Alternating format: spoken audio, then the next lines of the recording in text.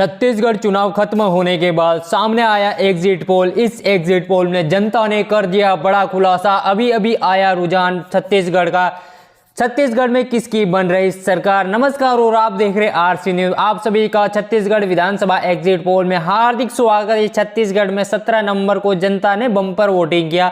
जनता ने लोकतंत्र को मजबूत करने में अपनी अहम भूमिका निभाई। इससे यह प्रतीत होता है कि छत्तीसगढ़ की जनता अब की बार बड़ा बदलाव चाहती है। अब देखना यही होगा कि छत्तीसगढ़ की जनता अब की बार कांग्रेस की सरकार फिर से रिपीट करना चाहती है या अब की बार भाजपा की सरकार छत्तीसगढ़ में देखना चाहती है। आज हम इस एग्जिट पोल से छत्तीसगढ़ के हर जिले की सीटों को विस्तार से जानेंगे कि किस जिले से किस पार्टी को कितनी सीटें मिलने का अनुमान है। वीडियो के अंत तक आपको पता चल जाएगा कि इस बार छत्तीसगढ़ में किसकी सरकार बन रही। तो चलिए शुरू करते हैं, देखते हैं। इससे पहले आप हमें अपनी राय कमेंट करके जरूर बताएं, आप छत्तीसगढ़ में किस पार्टी की सरकार देखना चाहती है, क्योंकि जनता की राय लोकतंत्र को मजबूत करने में अपनी भूमिका निभाती है। इसलिए आप अपनी राय हमें जरूर बताएं। तो बने रहे हमारे साथ। तो चलिए शुरू करते हैं। सबसे पहला जिला देख लेते हैं हम, कोरबा। यहां पर कुल विधानसभा की 4 सीटें हैं। 4 में से भाजपा के खाते में 1 सीट जाती हुई दिखाई दे रही और कांग्रेस के खाते में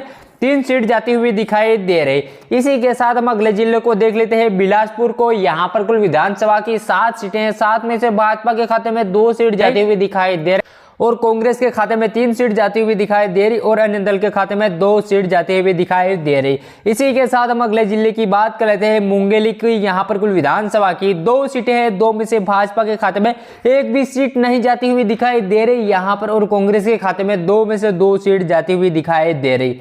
इसी के साथ हम अगले जिले की बात कर लेते हैं, जांजगीर की। यहाँ पर कुल विधानसभा की 6 सीटें हैं। 6 में से भाजपा के खाते में 3 सीट जाती हुई दिखाई दे रही और 3 सीट कांग्रेस के खाते में जाती हुई दिखाई दे रही। यहां पर भाजपा और कांग्रेस के बीच में कांटे की टक्कर है। इसी के साथ हम अगले जिले को देख लेते हैं, महासमुंदा को। यहां पर कुल विधानसभा की 4 सीटें हैं। 4 में से भाजपा के खाते में 2 सीट जाती हुई दिखाई दे रही और 2 सीट कांग्रेस के खाते में जाती हुई दिखाई दे रही। इसी के साथ हम अगले जिले को देख लेते हैं, बालोद बाजार को। यहाँ पर कुल विधानसभा की 4 सीटें हैं। 4 में से भाजपा के खाते में 1 सीट जाती हुई दिखाई दे रही और कांग्रेस के खाते में 2 सीट जाती हुई दिखाई दे रही और अन्य दल के खाते में 1 सीट जाती हुई दिखाई दे रही। इसी के साथ अगले जिले को देख लेते हैं, रायपुर को। यहाँ पर कुल विधानसभा की 7 सीटें हैं। 7 में से भाजपा के खाते में 3 सीट जाती हुई दिखाई दे रही और 4 सीट कांग्रेस के खाते में जाती हुई दिखाई दे रही। अगले जिले को देख लेते हैं, गरियाबंद को। यहाँ पर कुल विधानसभा की 2 सीटें हैं। 2 में से भाजपा का यहाँ पर सुपड़ा साफ होती हुई दिखाई दे रहा है और कांग्रेस को 1 सीट मिलती दिखाई दे रही और अन्य दल को 1 सीट मिलती दिखाई दे रही। इसी के साथ हम अगले जिले की बात कर लेते हैं, धर्मतरी की। यहाँ पर विधानसभा की 3 सीटें हैं। 3 में से भाजपा के खाते में 1 सीट जाती हुई दिखाई दे रही और कांग्रेस के खाते में 2 सीट जाती हुई दिखाई दे रही। इसी के साथ हम अगले जिले की बात कर लेते हैं, बालोद की। यहाँ पर कुल विधानसभा की 3 सीटें हैं। 3 में से भाजपा के खाते में 1 सीट जाती हुई दिखाई दे रही और कांग्रेस के खाते में 2 सीट जाती हुई दिखाई दे रही। इसी के साथ अगले जिले की बात कर लेते हैं, दुर्ग की। यहाँ पर कुल विधानसभा की 6 सीटें हैं। 6 में से भाजपा के खाते में 2 सीट जाती हुई दिखाई दे रही और कांग्रेस के खाते में 4 सीट जाती हुई दिखाई दे रही। इसी के साथ अगले जिले की बात कर लेते हैं, बेमेतरा की। यहाँ पर कुल विधानसभा की 3 सीटें हैं। 3 में से भाजपा के खाते में 1 सीट जाती हुई दिखाई दे रही और कांग्रेस के खाते में 2 सीट जाती हुई दिखाई दे रही। इसी के साथ हम अगले जिले की बात कर लेते हैं, कबीरधाम की। यहाँ पर कुल विधानसभा की 2 सीटें हैं। 2 में से भाजपा के खाते में 1 सीट जाती हुई दिखाई दे रही और कांग्रेस के खाते में 1 सीट जाती हुई दिखाई दे रही। इसी के साथ हम अगले जिले की बात कर लेते हैं, राजनांदगांव की। यहाँ पर कुल विधानसभा की 6 सीटें हैं। 6 में से भाजपा के खाते में 3 सीट जाती हुई दिखाई दे रही और 3 सीट कांग्रेस के खाते में जाती हुई दिखाई।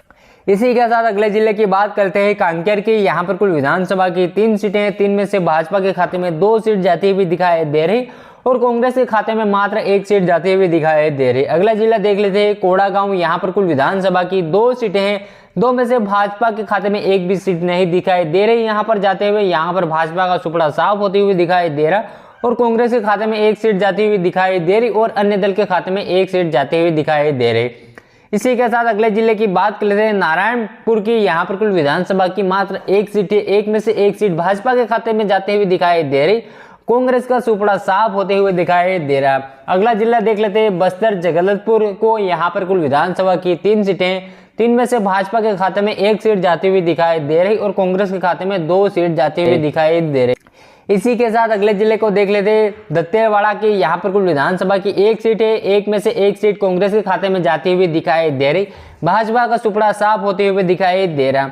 अगला जिला देख लेते हैं बीजापुर को। यहाँ पर कुल विधानसभा की एक सीट है, एक में से एक सीट यहाँ पर भाजपा के खाते में जाती हुई दिखाई दे रही। यहाँ पर कांग्रेस का सुपड़ा साफ होते हुए दिखाई दे रहा। अगले जिले को देख लेते हैं सुकमा को। यहाँ पर विधानसभा की एक सीट है, एक में से एक सीट यहाँ पर कांग्रेस के खाते में जाती हुई दिखाई दे रही। यहाँ पर भाजपा का सुपड़ा साफ होते हुए दिखाई दे रहा। अगला जिला आ जाता है सूरजपुर। यहाँ पर कुल विधानसभा की दो सीटें हैं, दो में से भाजपा के खाते में एक सीट जाती हुई दिखाई दे रही और कांग्रेस के खाते में एक सीट जाती हुई दिखाई दे रही। अगला जिला की बात कर लेते हैं कोरिया की। यहाँ पर कुल विधानसभा की 3 सीटें हैं, 3 में से भाजपा के खाते में 2 सीट जाती हुई दिखाई दे रही और कांग्रेस के खाते में 1 सीट जाती हुई दिखाई दे रही। अगला जिला आ जाता है बलरामपुर। यहाँ पर कुल विधानसभा की 3 सीटें हैं, 3 में से भाजपा के खाते में 1 सीट जाती हुई दिखाई दे रही और कांग्रेस के खाते में 2 सीट जाती हुई दिखाई दे रही। इसी के साथ अगले जिले को देख लेते हैं सरगुजा को। यहाँ पर कुल विधानसभा की 3 सीटें हैं, 3 में से भाजपा के खाते में 1 सीट जाती हुई दिखाई दे रही और कांग्रेस के खाते में 2 सीट जाती हुई दिखाई दे रही। अगले जिले को देख लेते हैं जसपुर को। यहाँ कुल विधानसभा की 3 सीटें हैं, 3 में से भाजपा के खाते में 1 सीट जाती हुई दिखाई दे रही और कांग्रेस के खाते में 2 सीट जाती हुई दिखाई दे रही। इसी के साथ हम अगले जिले को देख लेते हैं रायगढ़ की। यहाँ पर कुल विधानसभा की 5 सीटें हैं, 5 में से भाजपा के खाते में 3 सीट जाती हुई दिखाई दे रही और कांग्रेस के खाते में 2 सीट जाती हुई दिखाई दे रही।